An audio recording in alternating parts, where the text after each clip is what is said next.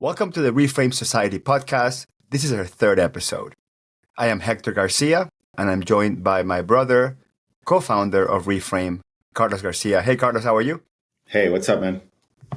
I'm really excited about this episode. We are doing a recap of what we talked about in this month during the Reframe Society, our Rethink sessions. The session is called Stress Wisely. Carlos has studied this topic of stress and tax season and all the things that accounting professionals go through cyclically through the year that causes us to have stress. So we're going to do a quick summary of what we deep dived in during the Reframe Society private coaching sessions, which we do every month, a deep think about a particular topic, and then we mastermind on the topic, and then open mic on other pertinent topics that are important to the members of the Reframe Society. So that will be the first third of the podcast, so to speak.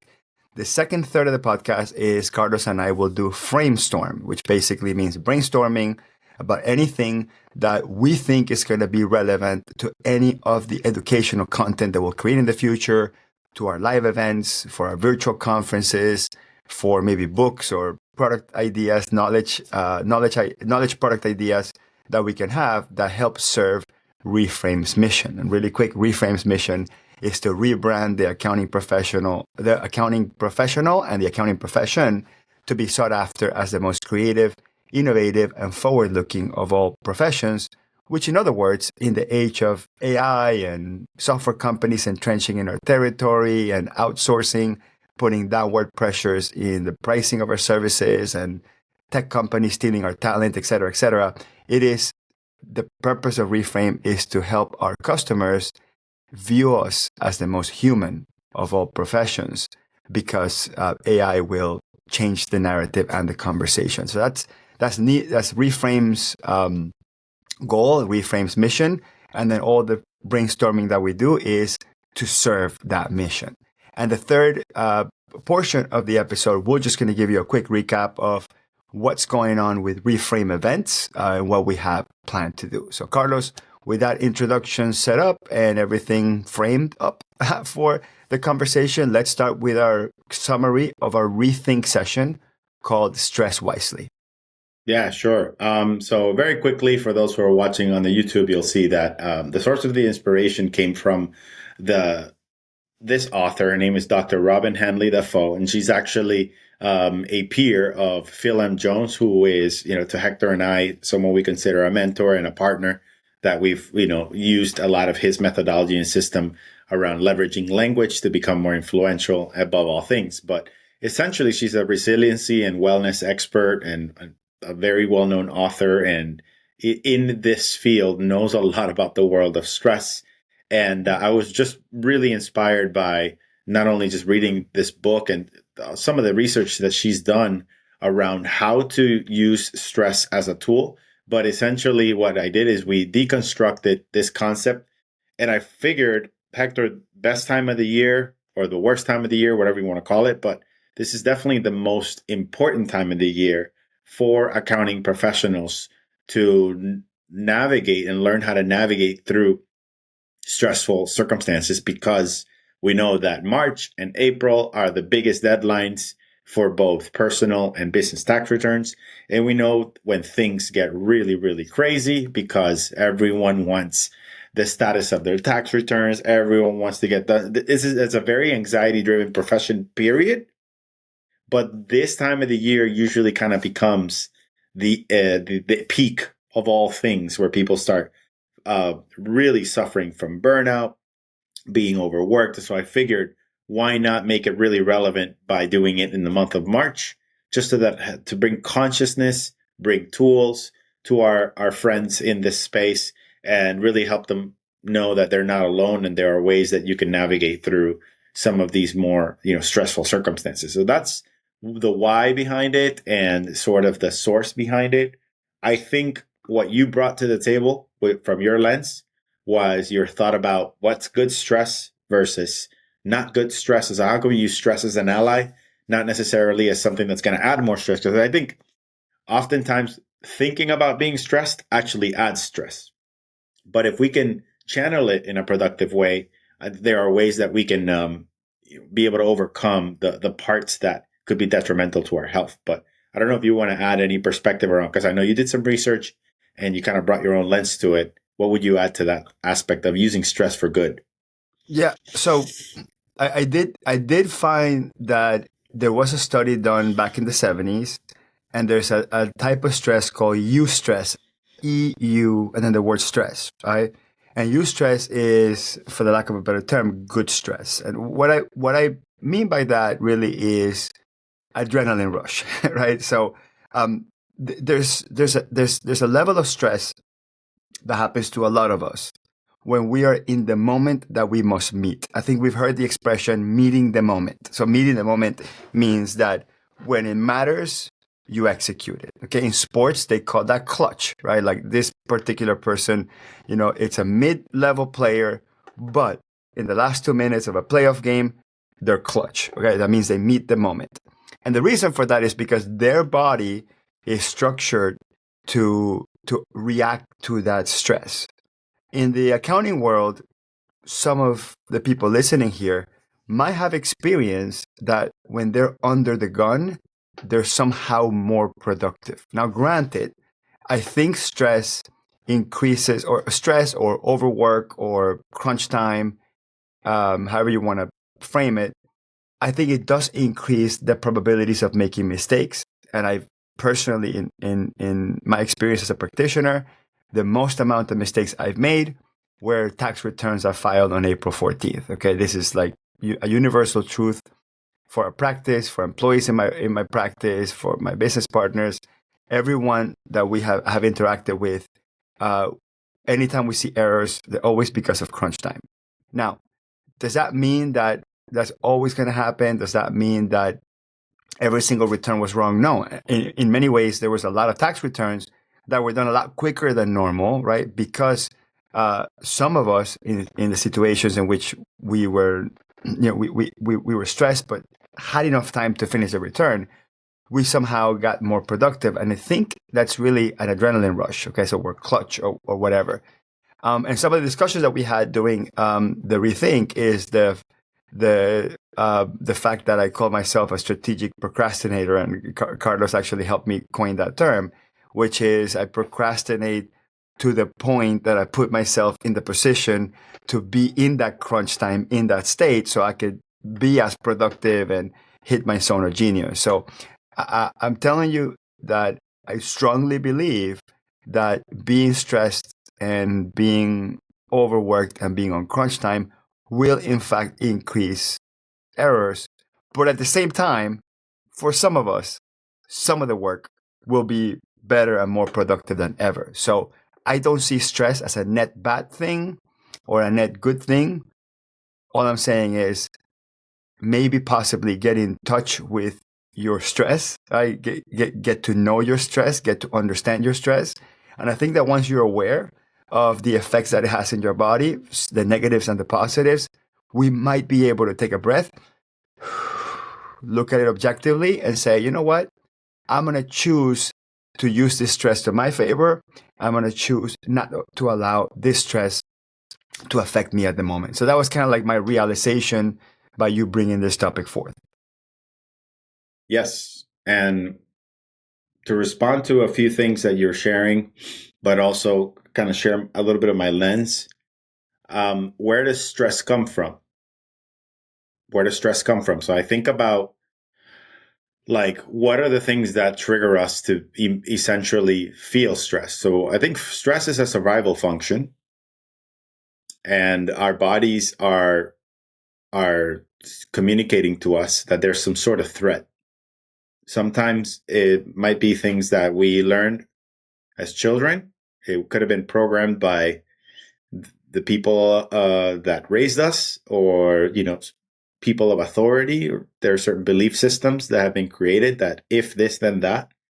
And so that could signal a threatening response. So our bodies tend to sort of, get tense because it's trying to protect us from this threat. That's where stress comes from. So I think about stress also coming from expectations that we set either with ourselves based on narratives or things that we've been programmed to believe, and the expectations that the outside world has created for us of things that we have to expect to live up to. I'm an accountant, so I need to be this.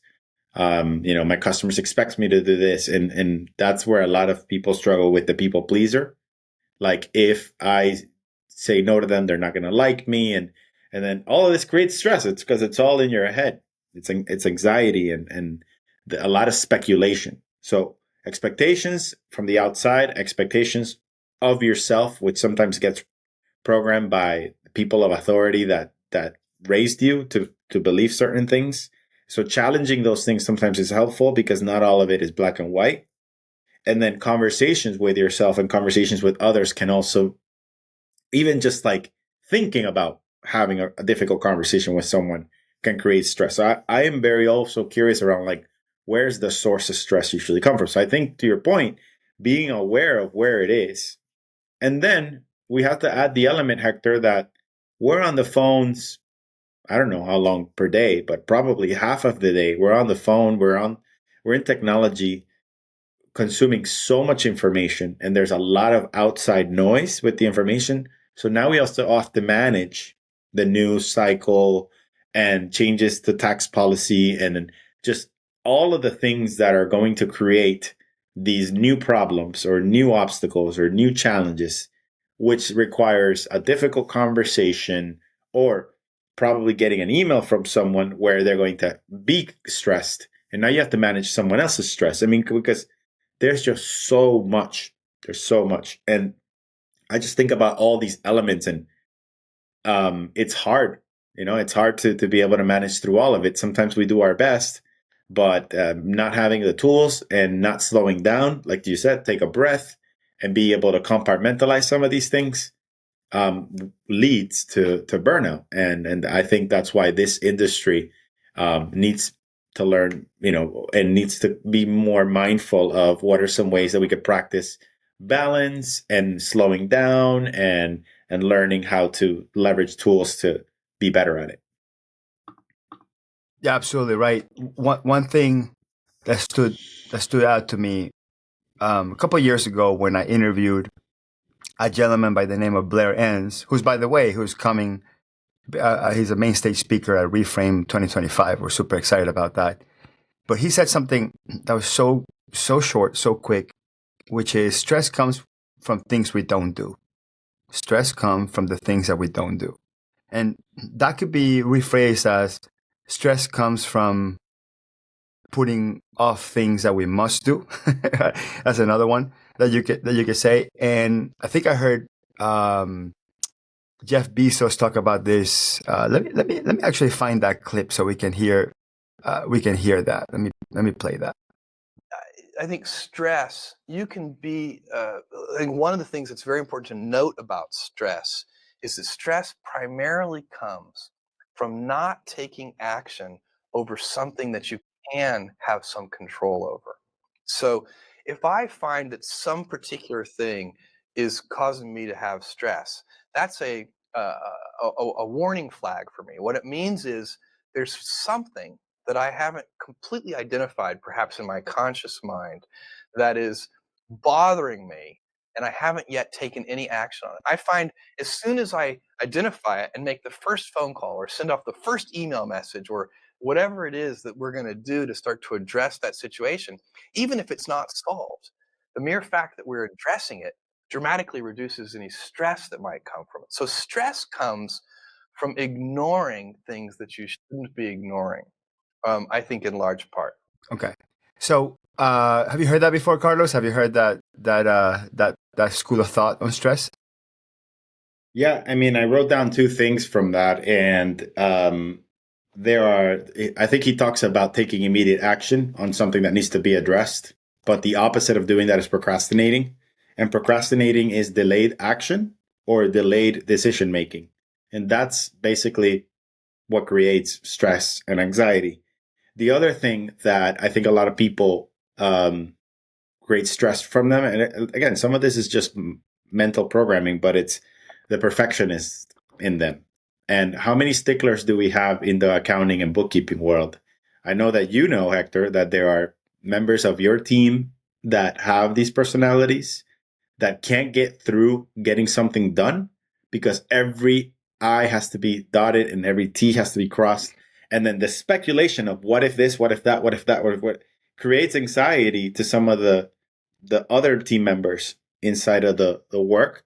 So stress can also come not just from dealing with customers, but dealing with team members that are also kind of programmed a certain way. And to their defense, they're trying to do what's right for their customer. They're trying to get the quality work, but sometimes a lot of this perfectionism and procrastination and delaying decision or delaying action is that accumulation of stress that could end up blowing up essentially and creating a really negative impact. Yeah, one important distinction that Jeff Bezos made there is the concept of the things you can control and you think you can't control. And I think, and if you ever studied Stoicism, it's really the focus on that is, if you can't control it, do something about it. If you can't control it, accept it and move on. This is a very simplistic way of kind of explaining Stoicism, but Stoicism is something that I think needs to seep through the accounting profession, and accountants, as much as they are pragmatic, because I think accountants want to be pragmatic. So sometimes, I would say half of the accountants are sort of stickler. Okay, these are the rules and these are the regulations and these are the tax laws, and we got to follow them and we got to be stickler about it, and we got to be a perfectionist, as you say, Carlos, about making sure that we cross the T's and dot the I's. And then the other half of the accountants are very pragmatic. They're saying, well, yes, there are rules and regulations and all this stuff, but let's look at what's practical. Let's look at probabilities. Let's look at the reality. Let's look at what most people do. And I think as accounting professionals, we battle that. That's sort of like a yin yang challenge that we have, which is part of us says, got to follow the rules. The other part is you kind of got to meet the customer where they are. And I think a lot of the stress comes from being in that middle and not taking a side. Like, for example, a customer asks you to take a deduction, which deep in your heart from all your studies and your experience, it's probably going to get denied by the IRS. But the customer is insisting, and the customer, you have a long-term relationship, and they have their version of their proof. They have their version of their documentation. They have their version of how they're going to defend that position. And they're kind of pressuring you to take that position. At that point, if you make the decision to say, Mr. Customer, fine, well, I'll take that position. I'm going to go ahead and do my CYA. I'm going to send you an email. I'm going to say I don't recommend it. I'm going to recommend that you keep all that documentation, but we're going to go ahead and follow it. Usually that step can de-stress things a little bit, as long as we don't take it personal and we don't feel that this is something that we should have control over. Or you can say, Mr. Customer, this is where I draw the line. I have my minimum requirements, and one of my minimum requirements is that we don't take this tax position. And then you have to be comfortable with that customer firing you or letting you go or saying, I'm going to find another accountant that's more creative or more aggressive, or Hector, I feel that you're working for the IRS and not working for me. I remember that conversation, having it many, many times with customers. So I think a lot of accounting professionals don't just draw stress from the compression of work during tax season. They draw stress from that yin yang is, should I follow the rules or should I be pragmatic? And I think that studying Stoicism could help. So I think there's a direct relationship between someone that has a Stoic mindset and that can control their stress, and the ones that maybe haven't read up on that. So I just strongly recommend that you read up on Stoicism. Even if you go to ChatGPT and say, hey, I want to become a more stoic accountant to control my stress. One thing we didn't talk about is another element that could create stress, which is what our conference is going to be about, is pricing. And I'm curious, from your point of view, early in your world, what was the things that you were going through in your journey of raising prices? What was the stress that you were going through when you needed to have those awkward conversations around changing your model? And then how did you just say, forget it. I'm just going to borrow this confidence for now and figure it out later? And how does that play a role in an accounting professional's world? So you talked about borrowing confidence. Please unpack that for a second, because you do it much better than I do. Because that concept I didn't know at the very beginning. That's why it stressed me so much to go through the pricing journey. But can you unpack borrowing confidence from your future self? Can you unpack that, and then I'll contextualize that in my answer. Oh man, that's a realization that I came to in a place where I was highly stressed. So I think this is applicable to anything, right? When you're going through a journey of self, what do you call it? Self-discovery, I guess. If you are an entrepreneur, like myself, a service provider, like you, Hector, I think we've all gone through the first year. Everybody remembers their first year as an entrepreneur. If you dare tell me you don't remember it, I don't believe you. It's a lie, because it's almost like traumatic. And I'll tell you why, at least for me. And every time I do the first year of anything, there's the imposter syndrome that kicks in. Am I good enough? Am I worth it? Will I ever be able to charge what they charge? Will I even get clients? Why did I sign up to this? Should I go back to the thing that's safe? Like all these things that happen, and that creates doubt, uncertainty, fear. And typically self-esteem or confidence is very, very low, because all of these, self-talk happens. And so where you don't have confidence right now, or because you don't have the track record, or you don't have the results, or you're not getting the customers because you're doing the work and you're not seeing the outcomes, you have to find that confidence elsewhere. So you either is through resilience and just sticking through it. That's one way. Another way is borrowing it from someone else that is already, 1 year, 2 years, 5 years ahead of you. And they've gone through the journey and survived it. And now they're confident and they're stable and they have the economic consistency and all that stuff. So you get to lean and rely on their wisdom, their experience, and their knowledge. And that's how one way you can borrow it. But then the whole part of borrowing confidence from your future self is a lot of that self-belief practice of saying, no, I'm going to stick through this. And you got to have a vision to say 1 year, 2 years, 3 years, 5 years from now, this is where I'll be. But if I was that person 5 years from now, what would that person from 5 years and from now say to this person right now to me to help me kind of stick through it, And it's that kind of inner thinking, but everything stems from curiosity, because curiosity is what's always going to keep you in a positive mental state, where judgment, doubt, and a lot of self-judgment, maybe self-doubt and all that stuff will keep you in a more close-minded state, which then will keep you stressed. And when your body is in a stressed state, your logic goes and your emotion goes whoop. And you know that when we make decisions when our emotions are at all-time high, typically it's not rational. We tend to rationalize it later. So what we're just trying to do is sort of balance out that emotion and logic piece. So that's a little bit of my version of what that means. Yeah, no, it's great. So in order to have the confidence today to make a decision that you have no idea what the outcome is going to be, borrow that confidence from your future self that has already gone through the situation, has the hindsight, and then be able to say surely yes or no if they had the ability to go back in time and do that. And you know how many times people ask you the question, hey, if you could go back to your past self and give yourself some advice, what advice would you give?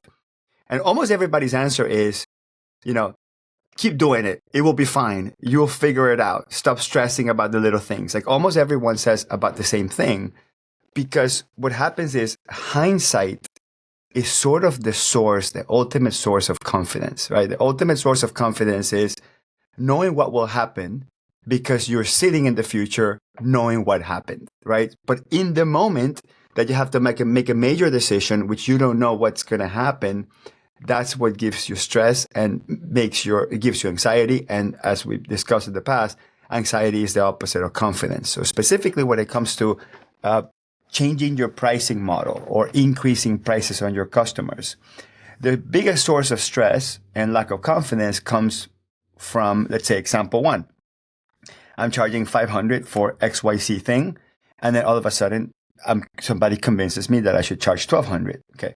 In my mind, that's 150%, 140% price increase. So if I go to the market, so if I start increasing that price, my lack of confidence or my worry or my stress is, are people not going to say yes? Or am I going to overprice myself? Am I going to remove myself from my target market because I price myself way too high? That's the first source of stress. Second source of stress is, what if a customer can pay for that? What if a customer does pay for that and I can't meet the moment, or I can't meet their expectation? And that's where the concept of imposter syndrome comes in. So I'm worried, one, that people will say no about increasing my prices. I'm worried, two, that the level of expectation will increase in such a way that I can't meet it. Now, if you fast forward 2-3 years later, and you know that some customers say yes, some customers say no, and then the law of averages kind of works in your way, and losing customers is kind of a good thing because you gain new customers that pay more, and now you have less customers and more time to dedicate to those customers that are paying more. That future hindsight gives you tons of confidence, but going backwards to the moment where you increase your prices, you didn't have that hindsight. So that's where we have to borrow that from our future self. The other challenge with imposter syndrome, it really comes from self-worth. And one of the challenges that we have as accountants is that we have been taught, this is from the very beginning, to think of the value of our work the same way the value of a manufactured product goes along the conveyor belt. So with our current professional services act as if they were invented during the Industrial Revolution, and all the job costing all the cost accounting methods used to cost the price of a product applies to profession. So what that means is that we start with zero worth. Then when we invest time into a project, it's worth something. Then when we add costs, like we pay for software, we pay for this, that adds to that, or we pay for an employee, that adds to that. And somehow we need to account for the value of the inputs and add a cost plus style margin to that, and that should be our price. So because that's our mentality, all of a sudden when someone suggests, hey, you should be charging double or triple, which seems to have zero rhyme or reason or cost accounting logic to it, right? Like it's not cost plus, it's just the market price. Somebody says the market price is a lot higher than this, or customers are willing to pay for this because they value your services a lot more than what you value yourself. That's a shocking revelation, and I had that challenge, okay, and I had to listen to Ron Baker and Ed Kless and Blair Enns and Rondalyn Korolak and Mark Wickersham and all the people that talk about value pricing in like 7 different ways, and I had to see all different points of views, all different sites of studies, all different approaches to it until it finally clicked that there isn't one right approach. The right approach is the one that works for me, is the one in which I have a relationship with the value that I create, and I have to have an intimate understanding of what's the value that I create, and then also truly, truly believe on the value that I create first. And then once that happens, then I can more comfortably increase my prices because I borrow the hindsight from the future, where I tell myself, you know what? Good that the customer said no, because you were underpricing anyway, because you were working double anyway, because you would have been a slave to that engagement with everything the customer will say. Or to say, good that the customer said yes, good that I took the risk, good that the customer raised the level of expectations, good because it increased my level of skills, increased my time allotted to meet the moment. So there's a lot of mindset and self-realization and self-worth journeys that have to go individually through the professional, where they have to believe on what they're doing first before they do it. 100%. Yeah. And Carlos, just to close on that, And I think that a lot of folks feel the peer pressure to increase their prices because somebody else told them you're underpricing, or the customer could pay more than that, or you're just watching and listening to people in conferences or in get-togethers, and they start saying how much they charge, and you go, I'm really underpricing myself. And if you based it just on that, based on the fact that somebody else is pricing different, before you go through the journey of understanding what hindsight looks like from your own personal perspective, what it looks like to think about yourself in the future, to think about yourself as higher value, to think about your ability to create more value, to think about your comfort level, to lose the customers that say no to the new pricing that you're thinking about. If you skip that, there's a lot of crash and burn. So that's why the self-confidence building is such an important aspect of what Carlos and I talk about at REFRAME. There's a lot that you shared there, but the takeaways for me is getting more competent about understanding the difference between tangible and intangible value. I think as humans, we're just built to see the world where things need to be tangible. So it's hard for someone to go into the intangible aspect, which is the knowledge. You talked about industrial revolution versus knowledge revolution, and what you sell is your knowledge and your expertise. And I was thinking about this yesterday. It's a different topic that we can go into, but authority is marketing and expertise is sales. Like, you sharing your knowledge is what draws in the people to understand your value, and in the implementation of that knowledge is, how you command the prices that make sense because of the results that you create. Just a whole different thing. But that's all of that is intangible in if you think about it, right? It's not something you can physically touch. And I think service-based professionals struggle with knowing how to assign a value to a price as something you can't touch. So that's one thing. The other thing is, in the world of what we're talking about, how to borrow confidence from your future self, there's a quote that I love. I don't think you've heard about this quote from Tina Fey, famous comedian from SNL and amazing writer. But she says, confidence is 10% hard work and 90% delusion. That's where the borrowing confidence from your future self. And I like to call it delusional confidence. Like, you sometimes have to act with delusional confidence. It's like with the belief that you haven't quite really, that you have no evidence that that's something that's going to happen. But that's, in essence, it's kind of manifestation, right? Like, you're manifesting the future that you want to create for yourself, which is a better life, charging what you're worth, being able to command higher prices, getting the better clients that you want.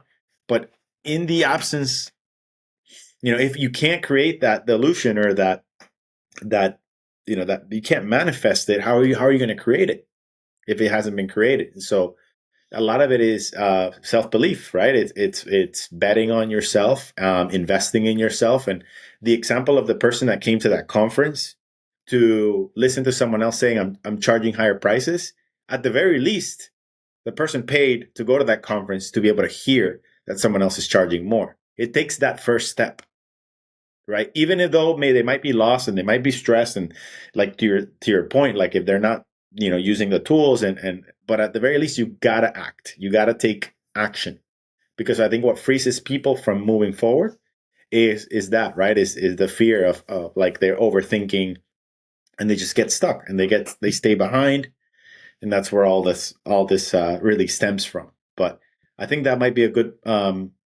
place where we can end this conversation. But for those who want to learn more about that, we've got the REFRAME Society. We spent an hour and a half on this topic, and I thought it was extremely valuable. I think our members were just sharing so much around how relevant and important this conversation is to the industry and to the space, especially during this time of the year. Yeah, I just want to comment on the Tina Fey quote, the 90% delusion. Only thing I want to add to that is, you can be delusionally confident, but also realistic, right? So delusional doesn't mean unrealistic. It just means it doesn't apply to the current moment. It just applies to some abstract thought about the future, but it can still be within the guidelines of what's possible and what's normal, right? So to price your services at 10,000 instead of 1,000, might be a little bit delusionally confident, but it might not be impossible because I have many clients that have paid $10,000 for service. Now, if you're saying I'm targeting small businesses, but I charge $1 million, that could be irrational or outside of what's realistic. So you could be as delusional as you want, as long as you're realistic, and I think you should be okay. I think that should give you some comfort that you could add some logical limits and rationality to how delusional you want to be, I guess. All right, so the next topic is framestorming, and kind of that was a little bit of framestorming, although both of us kind of prepared a little bit of content for this discussion. So Carlos, which is actually a good segue. The word that I heard the other day is scopeless. Scopeless. So the word scope, then the word less afterwards. And it basically means no scope, right? So, and the context was a profession. I think it was maybe an attorney or some sort of consultant that said, he asked the question is, do you want a limited scope engagement or do you want a scopeless engagement? And I'm like, whoa, that's an interesting loaded question. Do you want a limited scope engagement or do you want a scopeless engagement? And then he went into like just tons of conversation about what scopeless means. And I have my own thoughts about that and how I've used scopeless. But I wanted to get your thoughts about that. Have you heard that concept before? What are your initial thoughts? Well, I think about, I feel like some of the things we covered in 2023, which is like the subscription model, reminds me of a little bit of that. A subscription feels very like somewhat, all access pass. You can just, whenever you need me, and like there's no, it really, I think it's connected to stress too, right? Because it's like, depending on a service level that you sign up to, regardless of what service it is, but let's use it in the context of accounting. Scopeless is kind of like, hey, just whenever I need access, whenever I have a question, if I need to leverage you as a resource, I don't need to worry about you billing me for every little item that I'm asking you for, whether it's advice or a specific type of report or an item. So I think from a customer level, it's already, just by using the two words, it's so interesting how you just use two words immediately in their minds. First of all, you're empowering them to make the choice. You're also creating expectations around what boundary you're setting boundaries, if you will, because if they're going to choose to go scope, they know and they're acknowledging that if I go scoped, yes, it'll probably be more favorable to my budget, but I know that I'll have to, I have to be more conscious about not bothering you for every little thing, and I'm not going to step the line, thinking that everything is included. But then being able to give them scopeless also gives them a expectation that, hey, if I pay you this one price, I don't want you to come back to me and say that's going to be an extra X. So it's interesting how two words can immediately communicate so much. That's my first impression of it. As far as the model of how do you frame it, how do you package it, and how do you structure it, I am curious to learn your perspective on that. Yeah. So to add on what you're saying, and just kind of to clarify, and you said how it ties to stress and anxiety and that sort of thing. Usually, scope is a tool to limit or transfer risk. That's essentially what scope is. Scope is a risk or it's a risk limiter or risk transfer. So when the accounting professional specifically creates a very tight scope, so we're talking about an engagement letter where the list of things we don't do, it's longer than the list of things that we do, right? So when we create a very tight scope saying we're only going to do this within this context, with these documents, at this time, during this time, to take this long, to go in this level of detail, right? So when we go really high scope, what we're doing is we're removing the risk from our side. We're saying, hey, we're making it easy for us to say no to something that the customer needs because it's, quote, out of scope. However, because the accountant is taking a much smaller set of the risk, and the customer takes the big risk because they just married to your firm with a very limited scope, they have risk, not just the price of their services, which is probably going to be the lowest because it's a high scope, a highly detailed, scoped out service is probably going to be much lower rate, but they have the risk of picking the wrong accountant, of having to consult 2 or 3 other professionals to get the entire picture, to have to start over if it didn't work with you. So you're shifting risk. So if the customer is going to take a bigger risk, right, they're going to expect to pay less. So scope, it's a risk limiter and a risk transfer system.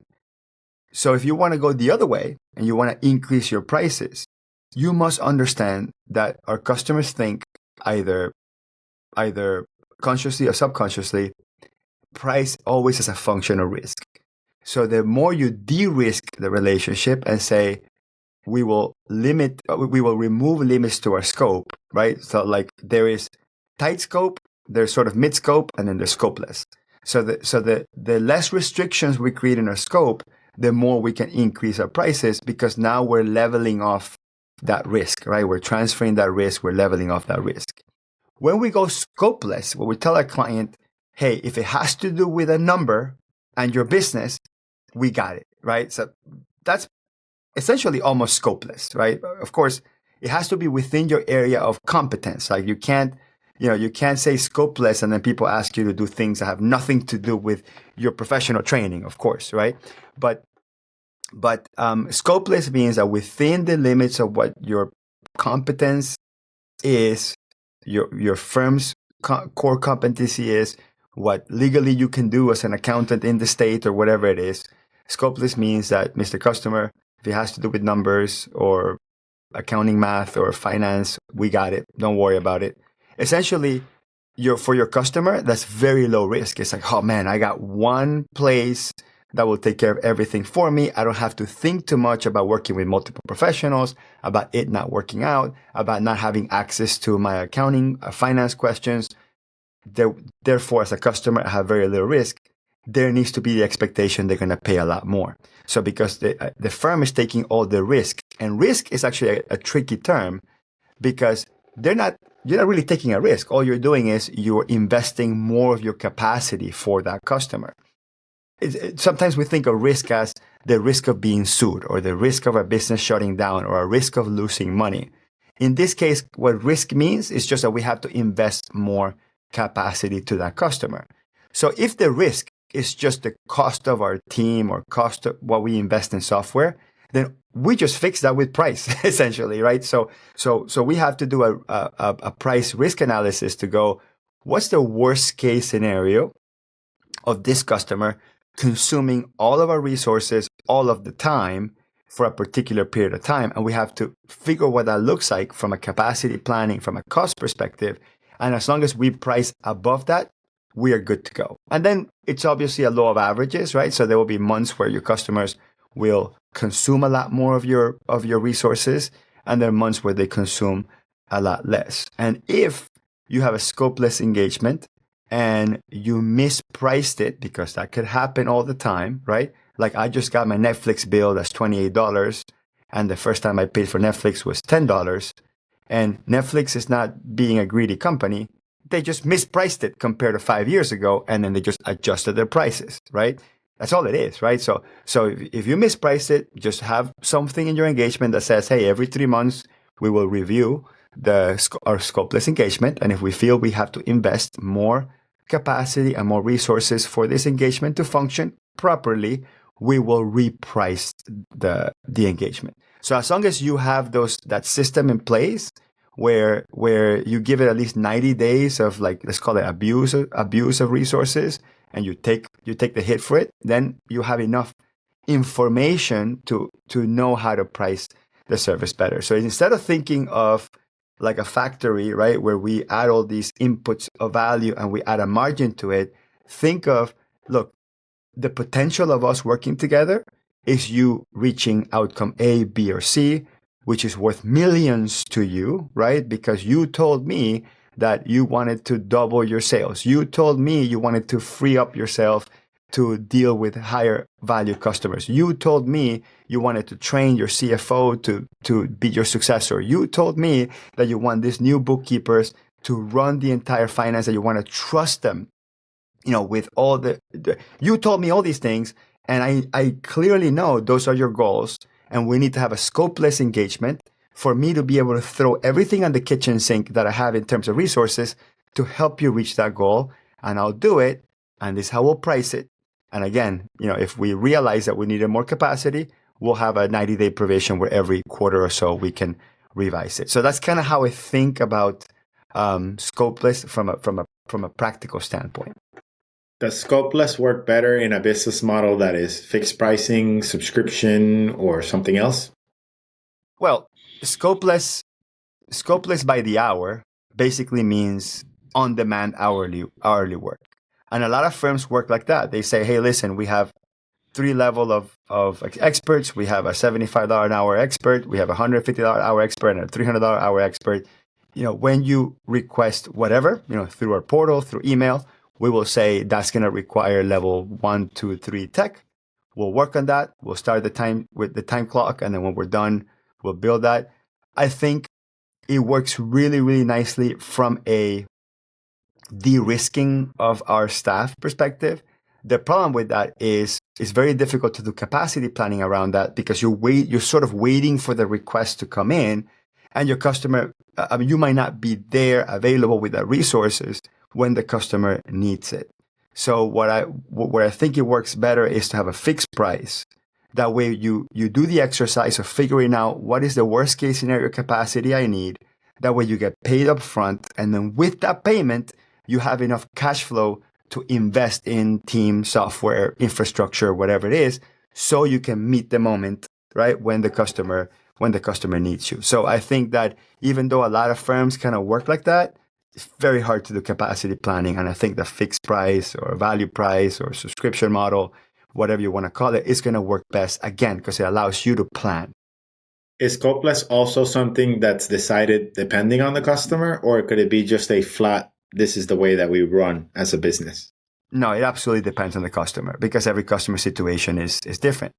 So one thing I learned from kind of the best way to communicate this is to explain it through what I learned from Ed Kless, who spoke at REFRAME 2024, which is called the triangle of truth. And the triangle of truth, basically imagine an equilateral triangle, right? So a triangle where all the sides are even, and each line represents scope, cost, or time.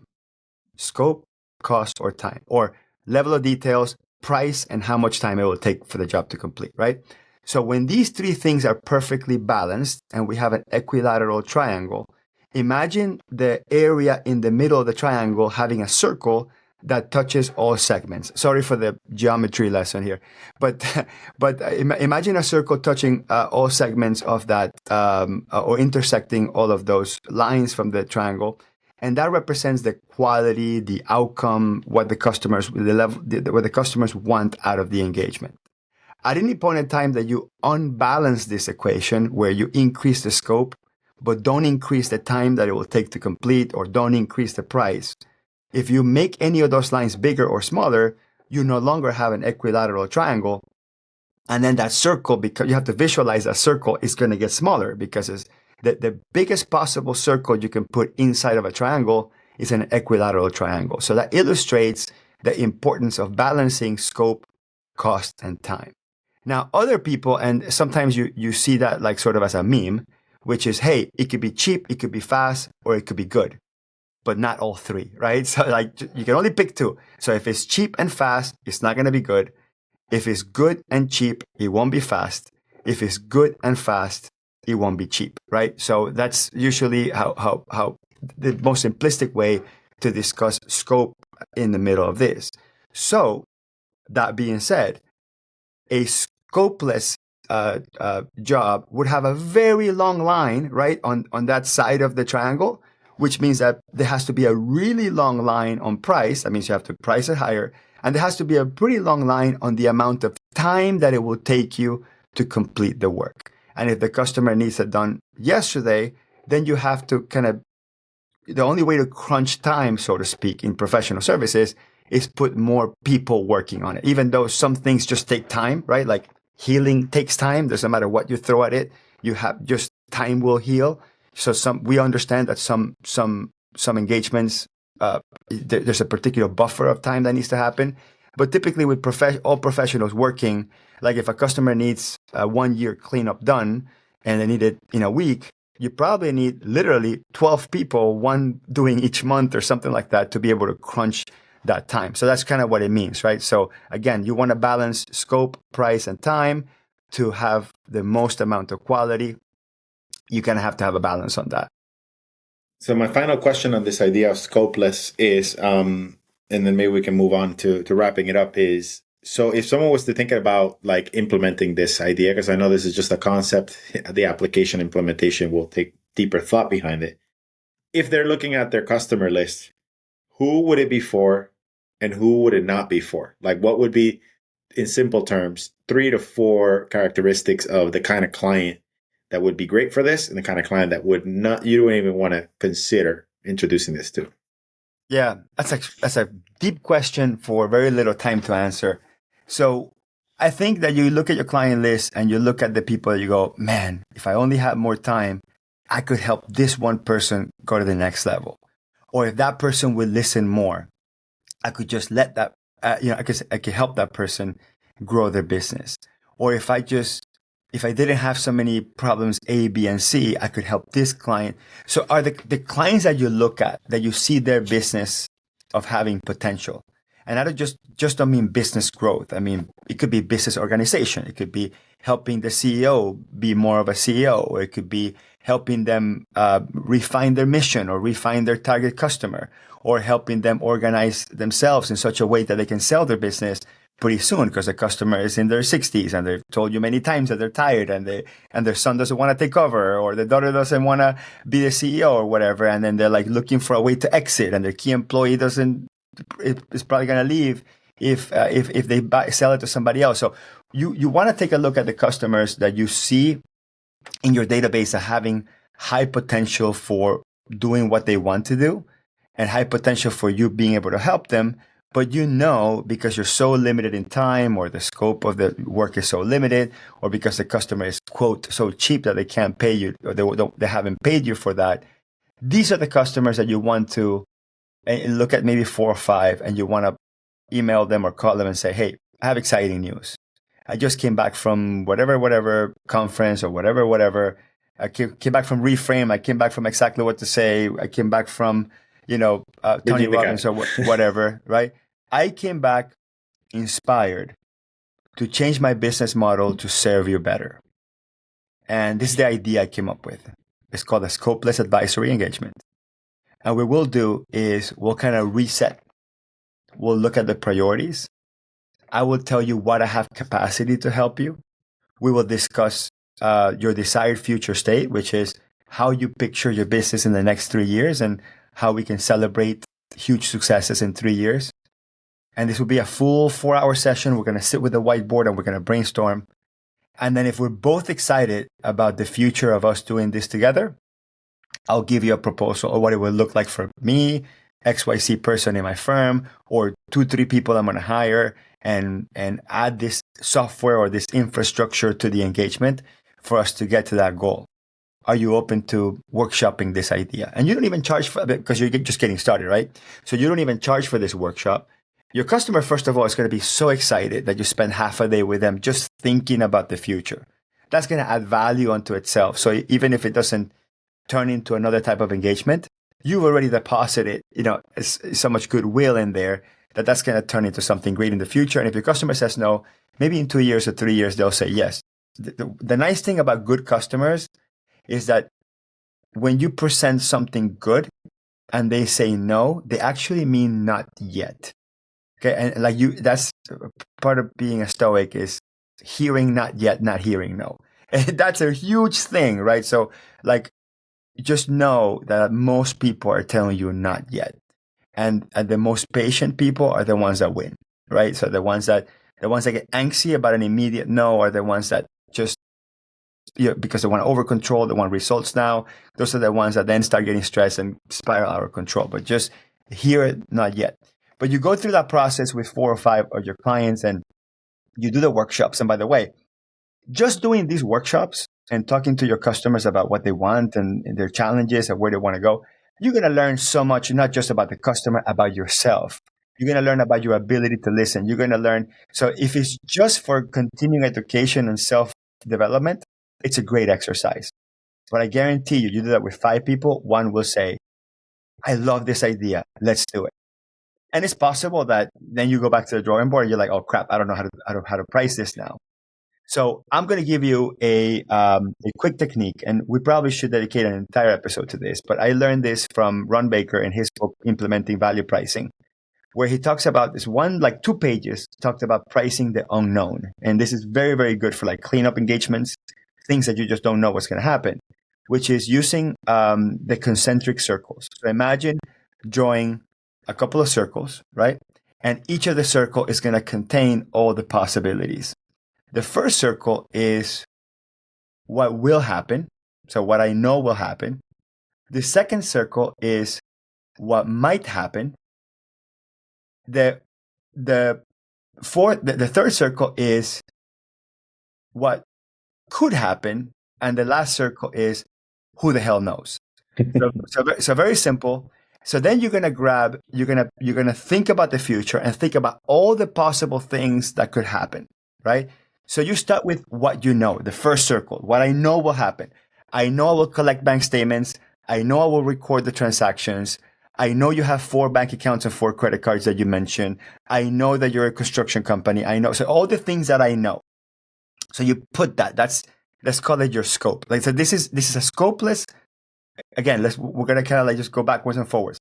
This is framing up a scopeless engagement within the context of scoping, right? So what we know, you put everything that you know for a fact you will do, and they will attach 100% probability to that because I know that will happen. Then what may happen is the stuff that has a pretty high probability that it will happen. It's like at least 51%, right? So there's more than half probability that it will happen. And then you can talk about, well, you could have a month that's much busier than the other months. That's going to increase the number of transactions from 500 to 1,000. What might happen is you might add a PayPal account, which complicates things. What might happen is during the process, you might ask me for a particular report for a bank loan or for workers' comp audit or whatever. So I know, because I have enough experience where I've done this before, that there's a 50% probability or more that this could happen. And you lay all those things in there, and we're going to assign that 51% probability, just to make it simple. Then we go to the next circle, which is what could happen. So this is stuff that maybe has a 30% chance of happening, which are things that you've seen before happen that completely threw you. Like they added another location, or it turns out that their receipts that they showed you during the diagnosis, those are very clean, but then later on they show you other receipts that are very difficult to read.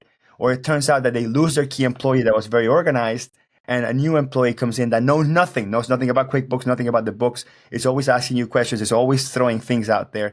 Again, that could, because of your experience, because you've dealt with customers that look like this, that do work like that, and you've done it recently, et cetera, you know that these things can happen. They have a lower probability, again, maybe 30%. And you throw we think about every possible thing that could happen, and we throw all those things into that circle. And then we go through the last circle, that is the widest circle, the who the hell knows circle, which probably has a 5% probability. So who the hell knows? You might get sued and have to deal with some legal issue. Who the hell knows? You might go through a divorce and you have to split the value of your business in half, and your spouse wants to demand what you did with this money or that money. Or who the hell knows? You might need capital and have to bring in a partner, and now we have to split our equity accounts, and it complicates things. Or who the hell knows? Maybe 4 years ago, you did a tax return wrong, you got audited. The audit causes us to change the balance sheet. We have to amend all the returns. Again, these are the things that are very low probability, probably 5%, but you lay them out. So the purpose of this is to have a mathematical actuarial, right? This is the way insurance works, actuarial table, so to speak, that lays out all the possible things that can happen during this engagement. And then price it as if it will happen. So imagine worst case scenario, every possible thing that you thought of, you price it. And then because that price is going to be astronomical, right? Then you assign percentages to those prices based on where they fall. So who the hell knows? You add 5%, what could happen, maybe 30%, what's likely to happen, 51%, and what you know for a fact will happen, 100%. And that will give you a mathematically risk adjusted price. And then based on that number, you price the services. Now, doesn't mean that it has to be that number, but it's a good guideline. Whether or not your customer says yes, sitting in front of your customer, talking about what I know, what might happen, what could happen, and who the hell knows. It's a process where your customer goes, holy crap, this person has done this before. And if your customer has a partner with them or an employee with them, they will look at each other and they will give each other what Blair calls the look. And the look is the feeling that two people in a room are communicating to each other non-verbally. This is our person. They're talking about you. Yeah. And they're saying to each other, this one's different. Right. Or this time they're different. Or this time they're serious. Or this plan is good. Right. So I love that, and that's within the context of Scopeless. I think that's just a really good exercise to follow. That look, to me, in non-accounting terms, by the way, always happens between a couple in the finance office of an auto dealership. It just always reminds me, right? Like, is this what we're gonna do? And that look is so important, especially when you have multiple decision makers. That was brilliant. Thank you for answering that question of, who is it for and who isn't. The answer is not that simple, basically, right? And so the concept is meant to hopefully inspire those to think about, again, creative ways to leverage and level up your business model. And that's what the Framestorming concept was for this episode. So thank you for jamming with me on that. I think it's a good opportunity for us to talk about upcoming events with REFRAME. I'm excited to share that with the Exactly What to Say system. We want to still continue to be on a mission to help people elevate their communication skills. And one way to do that is we're having an event happening on April 17th. And I want to give a shout out to one of our society members who is very passionate, and he got Exactly What to Say certified, Keith Jones, who basically presented the idea, hey, can we do something to introduce this to the community? And I was like, yeah, of course. And so he's bringing in the tax resolution and other tax preparers and professionals. So we're doing a sales conversation masterclass on April 17th. It's from 2 p.m. to 5 p.m. Eastern time. And it's a 3-hour, really intense jamming session on going over the 23 magic words, which also includes live role playing using the Exactly What to Say role play cards. And for those who register, they get access. They're going to get shipped the copy of the book, an implementation guide that Hector and I built together. And then we're going to live, skill practice, how to manage really difficult conversations like, we don't have time to do this, and really help people feel equipped to know exactly what to say in those high stakes moments and reduce that stress, which I know that part of the stress is knowing what to say in those high stakes conversations. So excited about that, Hector. But I know we also have the virtual conference, which is a more extended version of that. Just want to add one thing to that is on the 3-hour webinar the 3-hour Zoom webinar that we're doing on the sales mastery on April 17th, we're welcoming all tax professionals, all tax resolution specialists. The conversation will be within the context of tax only. So we're going to have some people that focus on tax preparation, some people that focus on tax planning, some people that focus on tax resolution. It will be an interactive workshop where we will practice different things and different situations. For those that are REFRAME Society members, you will get an email. You have access to that for free. That's the benefit of being a REFRAME Society members. And those who purchase the Exactly What to Say implementation kit from us will get a special discount. We will email you directly. We have your email, so you will have a link to that. So you can access that. So I just wanted to add that because that's an important little detail. And the next thing, Carlos, I think we're going to talk about the virtual. If you can't make it to that, or if you want to go really all in on leveling up, how to become a more influential communicator, we're actually putting together everything that we did in Reframe 2024 in a virtual format. It's going to be on Monday, April 28th, Tuesday, April 29th. It's going to be led like a conference, but it'll be done virtually. We're going to have live coaches that are going to have small group breakouts that are going to be more dedicated for you to build some really solid relationships and rapidly build your skills on how to implement the communication frameworks of not just exactly what to say, but some incredible knowledge and resources that speakers like Carolyn Strauss, Ed Kless, Phil Jones, Chris Doe came last year, and a few others that helped to add a lot of value in a curriculum that's jam-packed on looking at how to show up to conversations more elevated, more empowered, and more confidently, especially when you're navigating things like scope creep or in some scenarios, pricing or managing objections or onboarding new clients, exiting existing clients. There's just so many circumstances in which these conversations show up and produce a lot of stress for us. And what we're trying to do is help equip people to be really, really, highly, highly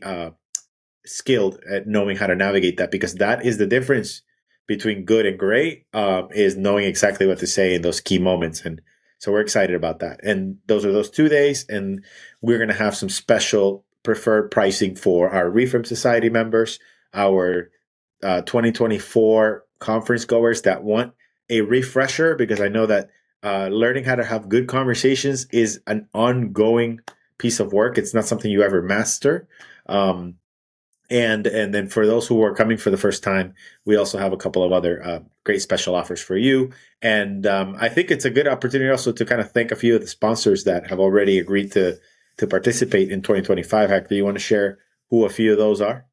So our sponsors for Reframe 2025, which will simultaneously will be named as our sponsors for the Reframe 2025 virtual event, which is a recap of Reframe 2024 that was done in Hollywood, Florida, are Carbon practice management software, Fishbowl inventory practice management software, Anchor, inventory management software, Anchor, which is a payment processing and sort of subscription model management, and a proposal approval management software. We have a Coral Tree, which makes an app called Basil, which is an all-in-one CRM and practice management tool, and Finantical software, which makes an awesome app for QuickBooks Online called Flash Reports to create reports into QuickBooks. And then I think we have Keeper just signed up, Keeper that does a lot of QuickBooks Online bookkeeping practice management as well. So we have a lot of repeats from last year. We have a couple of newcomers like Anchor and Basil. So we appreciate the repeats. We appreciate the newcomers. Hector, will Right Tool be there? Oh, yeah, of course. So Right Tool is a given. Right Tool is an app that I co-designed and co-developed. And if I run a conference, Right Tool is going to be a sponsor. So thank you. Forget about Right Tool. And I think we mentioned TaxDome. Yeah. And TaxDome as well, which is practice management for tax companies. So again, last week of April, Monday and Tuesday, April 28th and 29th, we're doing a virtual conference. First week of April, our website will launch. We're trying not to do a lot of marketing for this during tax season because I know people are stressed out, as we alluded on the last hour. So first week of April, we're going to launch the website. We're going to talk about the agenda and all that stuff. But if you're listening at this point, if you came to Reframe 2024, we're going to relive the magic in a compressed time in 8 hours, 4 hours and 4 hours each day. If you didn't come to Reframe 2024 and you have major FOMO, we're going to compress the conference into the most actionable steps, and you are going to walk away transformed, just like 124 people that came last year were transformed. So that's the virtual event. And then in May, we're still ironing out the dates. We're doing a US tour where Carlos will go to some cities. I will go to some cities. We're looking at New York, Chicago, LA, and either Houston or Dallas. More probably Dallas, because we've done Dallas before and we liked the facilities there. We will do a one-day workshop for exactly what to say. which will be similar to what we covered at Reframe 2024, and it'll be similar to what we will cover at the Reframe event. But in this time around, it's a US tour, so we're outside of Miami. It's a one-day event, and you will be with 16 to 20 other accounting professionals in a small room, brainstorming and developing better communications, or what we're calling influential communications. And then probably nothing big between May and November, and then November, the big event, Reframe 2025 in Miami, called Pricing with Confidence. All this information you can find in reframeaccounting.com. Excellent. Well, thank you, Hector, for hanging out for another great, awesome session. And folks, check out the video description. If you want to learn more about Reframe, as Hector mentioned, go to reframeaccounting.com, and all the other events that we have coming up. Please remember to like, subscribe, and share with anyone you feel that would benefit from this. So thanks again for tuning in, and until next time. Thank you, everybody.